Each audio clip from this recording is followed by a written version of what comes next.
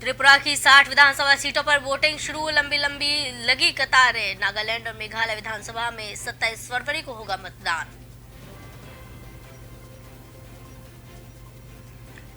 आज 12 बजे लगभग शपथ ग्रहण कर सकते हैं लक्ष्मण आचार्य। सिक्किम राजभवन में होगा राज्यपाल की शपथ ग्रहण समारोह। नए राज्यपाल का होगा शपथ ग्रहण। यूपी बोर्ड की आज से परीक्षाएं शुरू। गड़बड़ी पर गैंगस्टर एक्ट और संपत्ति की कुर्की की होगी कार्रवाई। 58,85,000 से अधिक परीक्षार्थी शामिल। महंगे पेट्रोल डीजल से मिल सकता है छुटकारा। टैक्स घटा सकती है सरकार। कच्चे तेल के दाम में हुई गिरावट।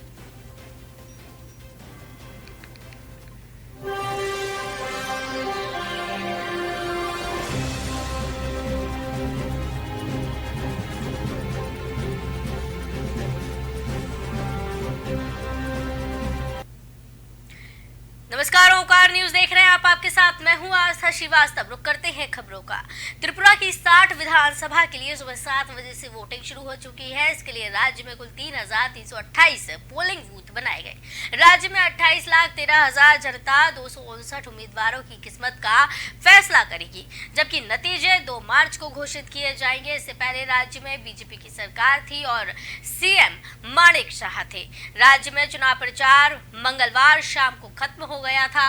मुख्य निर्वाचन अधिकारी गित्ते किरण कुमार दिनक राव ने कहा कि 3,328 पोलिंग बूथ पर वोटिंग हो रही है। इनमें से 1,100 बूथ संवेदनशील हैं, जबकि 28 बूथ अति संवेदनशील हैं। इन इलाकों में कड़ी सुरक्षा व्यवस्था की गई है। जैसे ही चुनाव प्रचार समाप्त हुआ, राज्य में धारा 144 लागू कर दी गई। त्रिपुरा चुनाव में कुल 20 महिलाएं विधायक पद के लिए दावेदारी रख रही हैं, तो उधर भारतीय जनता पार्टी त्रिपुरा में 55 सीटों पर चुनाव लड़ रही है, जबकि उसकी सहयोगी आईपीएफटी ने 6 सीटों पर दावेदारी रखी। बीजेपी ने सबसे ज्यादा 12 महिला कैंडिडेट को मैदान में उतारा है। भाजपा के लिए प्रचार करने खुद पीएम नरेंद्र मोदी, केंद्रीय गृह मंत्री अमित शाह, रक्षा मंत्री राजनाथ सिंह, बीजेपी अध्यक्ष जेपी नड्डा, मनोज तिवारी समेत दिग्गज पार्टी के कई नेता पहुंचे। भाजपा ने विजय संकल्प यात्रा भी निकाली। उधर ममता बनर्जी की पार्टी टीएमसी ने भी 47 सीटों पर चुनाव लड़ने का ऐलान किया, जबकि कांग्रेस ने कुल 13 प्रत्याशियों को मैदान में उतारा। राज्य में सत्तारूढ़ भाजपा और सीपीआईएम कांग्रेस गठबंधन के अलावा इस बार एक नई पार्टी भी चुनावी मैदान में है। इस पार्टी का नाम टिपरा मोथा है, जिसका नेतृत्व पूर्व शाही वंशज प्रघोत माणिक्य देव वर्मा कर रहे हैं। टिपरा मोथा को नेशनल पार्टी से उलट लोकल होने का फायदा मिल सकता है। तो आपको बताते चले, उत्तर पूर्व के राज्य त्रिपुरा में आज असेंबली के लिए वोट डाले जा रहे हैं। सुबह 7 बजे से ही यहाँ पे लोगों का पहुंचना शुरू हो गया है और सत्तारूढ़ बीजेपी लगातार दूसरी बार पावर में आने के लिए पूरा जोर लगाए हुए है। सीपीएम और कांग्रेस का गठबंधन उसे कड़ी टक्कर देने की कोशिश कर रहा है। त्रिपुरा में आज 28 लाख से ज्यादा मतदाता अपने मताधिकार का प्रयोग कर रहे हैं। 60 सीटों पर बीजेपी 55 सीटों पर चुनाव लड़ रही है, जबकि 5 सीटें उसने सहयोगी पार्टी आईपीएफटी के लिए छोड़ी हैं। सीपीएम और कांग्रेस अपना गठबंधन बनाकर बीजेपी के खिलाफ चुनावी मैदान में उतरी है। उसके साथ ही ममता बनर्जी भी इसमें भाग्य आजमा रही हैं। तो आपको बताते चले कि राज्य के चुनाव अधिकारी जी किरण कुमार दिनाकरों के मुताबिक त्रिपुरा में 60 सीटें, उनके लिए 3,328 मतदान केंद्र बनाए गए हैं, जिनमें वोट डाले जा रहे हैं। इनमें से 1100 मतदान केंद्र संवेदनशील घोषित किए गए हैं, जबकि 28 को अति संवेदनशील कैटेगरी में शामिल किया गया है। इलेक्शन में 20 महिला समेत 259 उम्मीदवार अपनी किस्मत आजमा रहे हैं। इन चुनाव में सीपीएम 47 और कांग्रेस 13 सीटों पर चुनाव लड़ रही है। राज्य में 58 निर्दलीय उम्मीदवार भी चुनावी मैदान में खड़े हैं। निष्पक्ष और सुरक्षित चुनाव के लिए केंद्र सरकार ने सीएपीएफ की 400 कंपनियां यानी कि 30,000 सुरक्षा कर्मी त्रिपुरा में भेजे हैं। उनके साथ ही राज्य के पुलिस 31,000 जवान भी इलेक्शन की ड्यूटी में तैनात हैं। इन वोटों की काउंटिंग 2 मार्च को होनी है। इस चुनाव में सबसे अहम बात यह है, असम और मणिपुर के बाद त्रिपुरा में भी बीजेपी ने अपने दम पर पहली बार सरकार बनाई थी। इसके बाद असम और मणिपुर दोनों राज्यों में पार्टी लगातार दूसरी बार भी अपनी सरकार बनाने में कामयाब रही। ऐसे में अब सवाल है कि क्या त्रिपुरा में भी मोदी मैजिक बरकरार रहेगा। राजनीतिक जानकारों का कहना है कि टिपरा मोथा जैसा नया राजनीतिक जल जो सिर्फ आदिवासी वोट की राजनीति पर निर्भर है, वो भी चुनाव नतीजों को प्रभावित कर सकता है।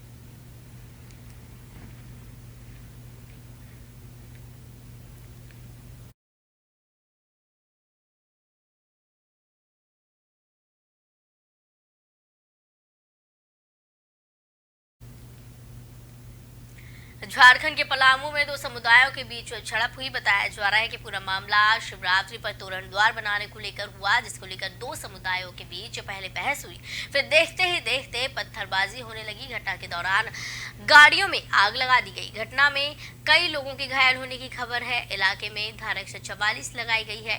पुलिस मौके पर पहुंच चुकी है। हालांकि अभी तक किसी के भी गिरफ्तारी होने की खबर सामने नहीं आई। पुलिस के मुताबिक इलाके में अतिरिक्त पुलिस बल बुलाई गई। बिहार के नालंदा में मंगलवार शाम को हनुमान मंदिर में आरती कर रहे लोगों पर पुलिस ने लाठीचार्ज कर दिया। पुलिस की मारपीट और भगदड़ में 12 लोगों को चोटें आई हैं। बताया जा रहा है कि आरती के वक्त मंदिर के बाहर से ही पुलिस की गाड़ी निकल रही थी। मंगलवार की वजह से मंदिर के बाहर भीड़ थी। पुलिस की गाड़ी जाम में फंसी।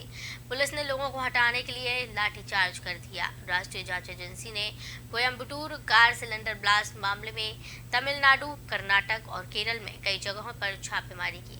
जानकारी के मुताबिक जांच एजेंसी आईएसआईएस से जुड़े लोगों का पता लगा रही है। सूत्रों के अनुसार एनआईए की टीम 60 अलग अलग जगहों पर जांच कर रही है। प्रवर्तन निदेशालय ने केरल के मुख्यमंत्री के पूर्व प्रधान सचिव एम शिवशंकर को लाइफ मिशन घोटाले में गिरफ्तार कर लिया है। इस मामले में पहली गिरफ्तारी हुई है। यूनिटेक के एमडी संतोष ऐपन ने कहा था कि आरोपी स्वप्ना सुरेश ने प्रोजेक्ट के लिए 4 करोड़ 48 लाख की रिश्वत ली थी। स्वप्ना सुरेश और सरित पीएस ने आरोप लगाया कि इसमें शिवशंकर पर हाथ है। मामला राज्य सरकार की लाइफ मिशन प्रोजेक्ट से जुड़ा हुआ है, जिसमें त्रिशूर के वड़कनचेरी में 140 परिवारों के लिए घर बनाए जाने थे। तो बता दें, पलामू से ये पूरी खबर देखने को मिल रही है। यहाँ पर अतिरिक्त पुलिस बल की तैनाती कर दी गई है और जबरदस्त यहाँ पर प्रदर्शन देखने मिला है। दो समुदायों के बीच झड़प हुई है, आगजनी यहाँ पर की गई है और तीरन द्वार बनाने को लेकर ये पूरा हंगामा देखने को मिला है। शिवरात्रि पर तीरन द्वार बनाने को लेकर यह हंगामा हुआ।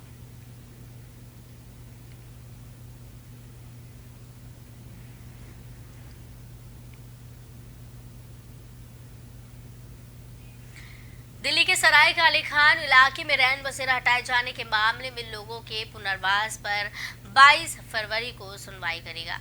बता दें, दिल्ली शहरी आश्रय सुधार बोर्ड के आदेशों के तहत दिल्ली के सराय काले खां में रैन बसेरों को हटा दिया गया।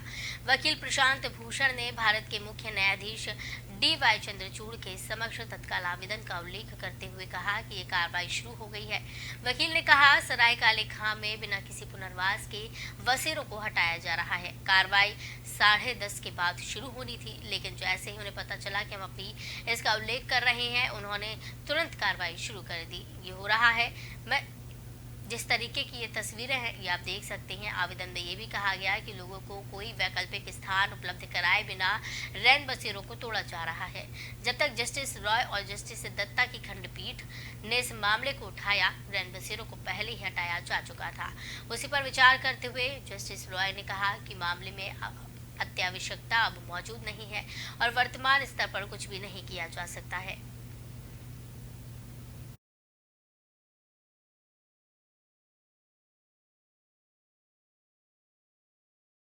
मामले में डी.वाई. चंद्रचूड़ का भी बयान सामने आया है। डी.वाई. चंद्रचूड़ का कहना है कि मामला जस्टिस रविंद्र भट्ट और जस्टिस दीपांकर दत्ता की पीठ के समक्ष लिस्ट है। वकील भूषण ने प्रस्तुत किया कि चूंकि जस्टिस भट्ट बैठे नहीं हैं, इसलिए उन्हें तत्काल सीजीआई के समक्ष इस मामले का उल्लेख करना पड़ा। जस्टिस हरिकेश राय और जस्टिस दीपांकर दत्ता के सामने अभी उल्लेख करें। जस्टिस दत्ता जस्टिस भट्ट के साथ बैठे हैं, इसलिए इसका उल्लेख वहां करना होगा। तो आपको बताते चले कि डी.वाई. चंद्रचूड़ ने भी इस दौरान बयान दिया है और वहीं रैन बसेरों को हटाए जाने की जिस तरीके से खबर सामने आ रही है, रैन बसेरों में रह रहे लोगों को कोई भी वैकल्पिक सुविधा उपलब्ध नहीं कराई गई है और उन्हें वहां से हटाया जा रहा है।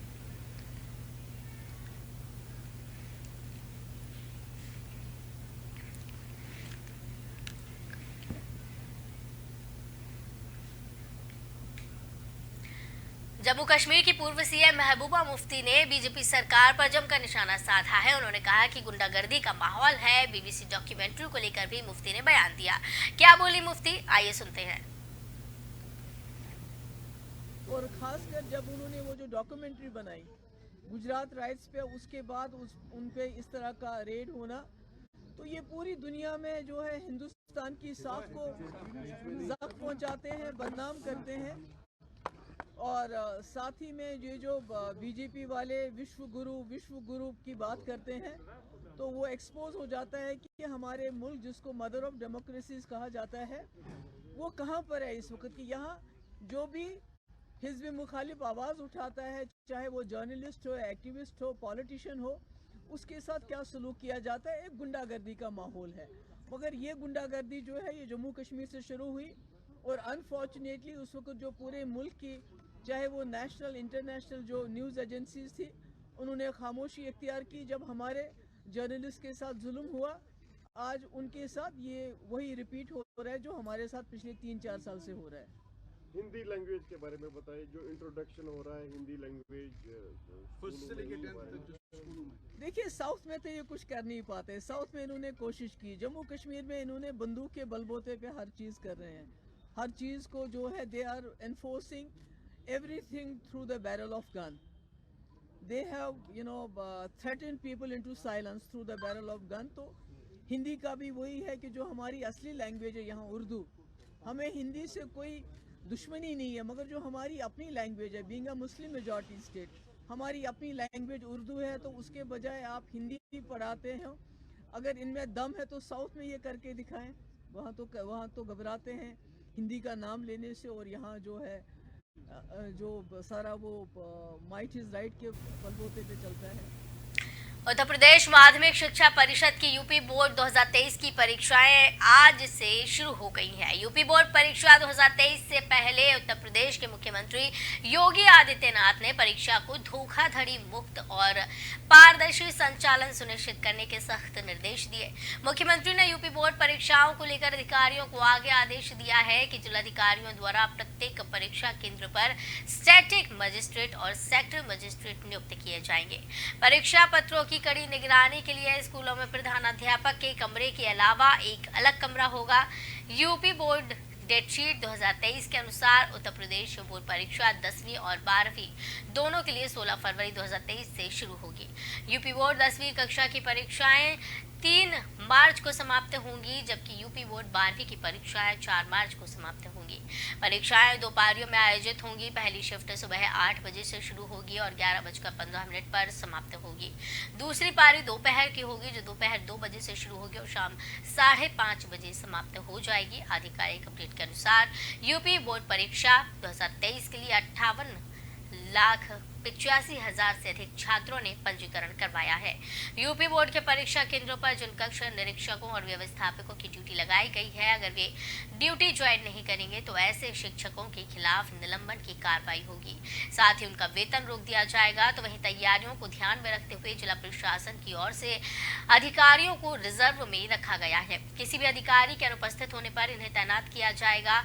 नकल मुक्त परीक्षा सुनिश्चित करने के लिए प्रश्न पत्र स्ट्रांग रूम में डबल लॉक अलमारी में रखवाए गए हैं। परीक्षा केंद्रों की व्यवस्थापकों को इनकी सुरक्षा के मद्देनजर सख्त निर्देश जारी किए गए। सीसीटीवी की निगरानी में परीक्षा केंद्र अधीक्षक, केंद्र व्यवस्थापक, महानिरीक्षक आदि की मौजूदगी में यूपी बोर्ड परीक्षा के कार्यक्रम के अनुसार विषयवार प्रश्न पत्र निकाले जाएंगे। इन्हें अलमारी खोलने और बंद करने का समय और तारीख भी रजिस्टर में मय हस्ताक्षर दर्ज करना होगा।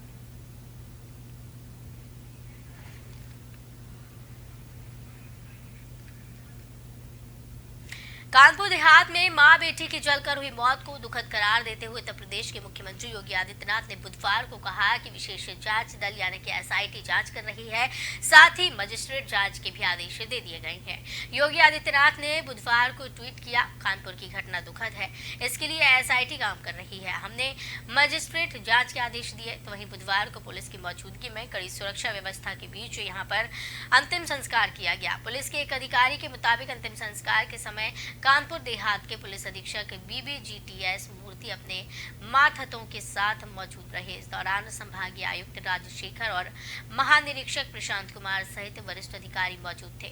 मूर्ति ने बताया कि पहले पीड़ित परिवार ने कहा था कि जब तक उनकी मांग पूरी नहीं होगी और आरोपियों को गिरफ्तार नहीं किया जाएगा तब तक वे अंतिम संस्कार नहीं करेंगे, लेकिन उप मुख्यमंत्री ब्रजेश पाठक के आश्वासन के बाद परिजनों ने दोनों महिलाओं का पोस्टमार्टम करने और उनका अंतिम संस्कार करने की अनुमति दे दी। आपको बता दें, सोमवार शाम कानपुर देहात जिले के रूरा थाना इलाके के मडौली गांव में अतिक्रमण विरोधी अभियान के दौरान सोमवार को एक अधेड़ उम्र की महिला और उसकी बेटी ने कथित तौर पर अपनी झोपड़ी में खुद को आग लगा ली, जिससे दोनों की मौत हो गई।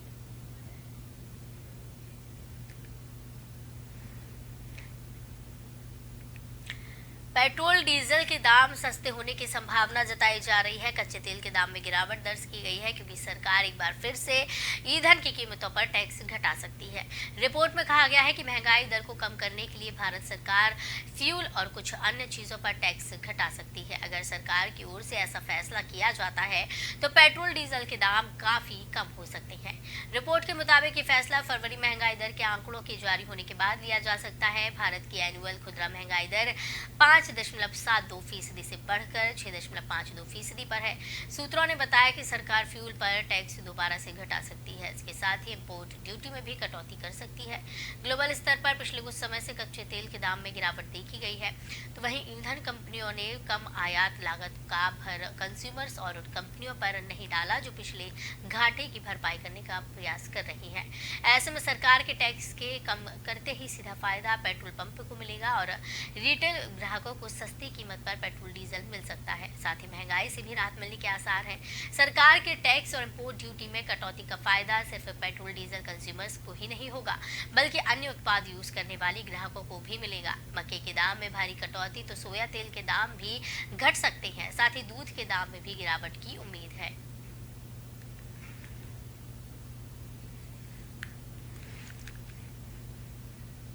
और खबर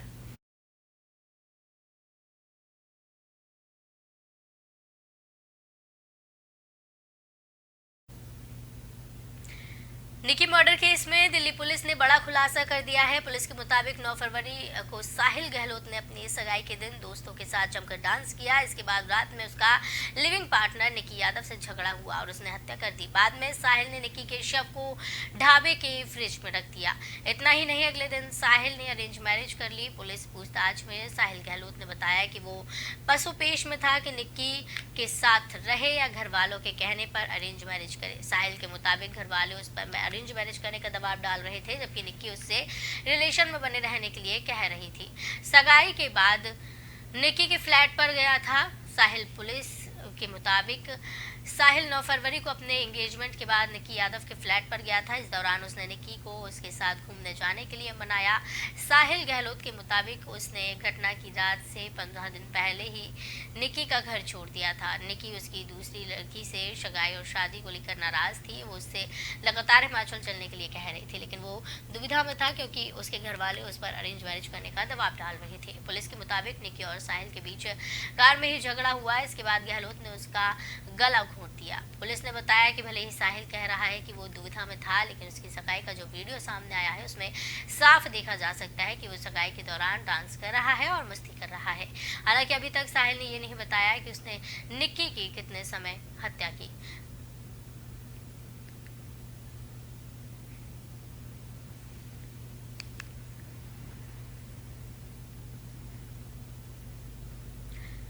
उत्तर प्रदेश के कानपुर देहात जिले में हाल ही में अतिक्रमण हटाने की कार्रवाई के दौरान झोपड़ी में एक महिला और उसकी बेटी की जलकर हुई मौत के मामले को लेकर बुधवार को राज्यपाल से मुलाकात करने गए कांग्रेस नेता और कार्यकर्ताओं की पुलिस कर्मियों के साथ तीखी झड़प हुई। प्रदेश कांग्रेस अध्यक्ष ब्रजलाल खाबरी ने यहां संवाददाताओं को बताया कि कानपुर देहात में हुई वारदात के मामले को लेकर उनकी अगुवाई में पार्टी का एक प्रतिनिधि मंडल राज्यपाल आनंदीबेन पटेल से मुलाकात करने गया था, मगर उन्हें समय नहीं दिया गया। इसके विरोध में प्रतिनिधि मंडल तथा अन्य में पार्टी कार्यकर्ताओं ने धरना प्रदर्शन किया। उन्होंने बताया कि पुलिस ने पार्टी कार्यकर्ताओं को जबरन रोकने की कोशिश की, जिसका विरोध किया गया और इस दौरान पार्टी नेता बैरिकेड पर चढ़ गए और पुलिस से उनकी तीखी नोकझोंक हुई। खाबरी ने आरोप लगाया कि कानपुर में मां बेटे की जलकर हुई मृत्यु की जघन्य घटना मुख्यमंत्री योगी आदित्यनाथ की बुलडोजर नीति का परिणाम है। सरकार प्रदेश भर में अन्यायपूर्ण बुलडोजर नीति अपनाकर जहां लगातार अपनी पीठ थपथपा रही है, तो वहीं जनमानस में भारतीय संविधान और कानून से विश्वास उठ रहा है। प्रदेश कांग्रेस अध्यक्ष ने मामले की न्यायिक जांच कराने और पीड़ित परिवार को समुचित आर्थिक सहायता देने की मांग की है।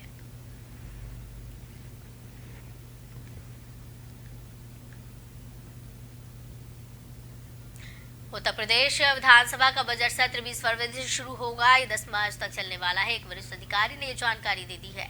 स्पीकर सतीश महाना द्वारा तय किए गए बजट के कार्यक्रम के अनुसार पहले दिन राज्यपाल आनंदीबेन पटेल उच्च और निचले सदन में संयुक्त बैठक को संबोधित करेंगी, तो वहीं राज्य की योगी सरकार 22 फरवरी को बजट पेश करेगी। वहीं 10 मार्च तक चलने वाले बजट सत्र में 7 से 9 फरवरी के बीच होली के कारण 3 दिन का अवकाश भी होगा।